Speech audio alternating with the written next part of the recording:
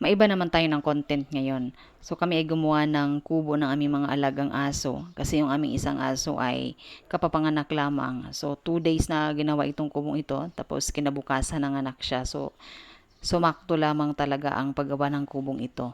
Sabi ko sa asawa ko, paano kaya gumawa ng bahay ng aso na nafo-fold sana para pag tuwing umaga pwedeng ligpitin kasi maliit lamang tong aming espasyo. Kung mapupuno naman ang bahay ng aso, ang pangit din. So ang ginawa ko, naghanap ako ng mga klase-klaseng bahay ng aso online na pwede sana namin gayahin. So ang nakita ko lamang ay tent na pwedeng maligpit na ma-assemble lamang at ligpitin. Kaso may kamahalan din, hindi namin kaya yung presyo kasi apat sila. So plano ko sana magtigi-isa sila. Sabi niya pwede namang makagawa ng ganon pero kailangan lamang yun ang bakal na maninipis at yung maliit lamang para yung nafo-fold talaga siya. Pero dahil nga wala namang kaming kagamitan pa ngayon, wala kaming mga bakal, kaya na bumagsak na lamang kami dito sa kawayan kasi yung isang aso nakita namin na malapit-lapit na talaga siyang manganak.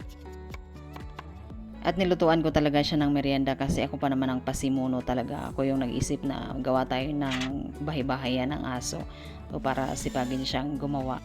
Sa isip ko talaga madali lang naman gawin yung bahay-bahayan ng aso kasi maliit lang naman tapos mga kawayan lamang yung gamitin. Pero nung pinapanood ko siya na maghati-hati pa ng kahoy, mag-chainsaw pa siya, tapos i-planer pa niya, tapos panguha pa siya ng kawayan, ang pakinisin pa, ang init. So akala ko 1 day lang, sumabot talaga ng 2 araw yan.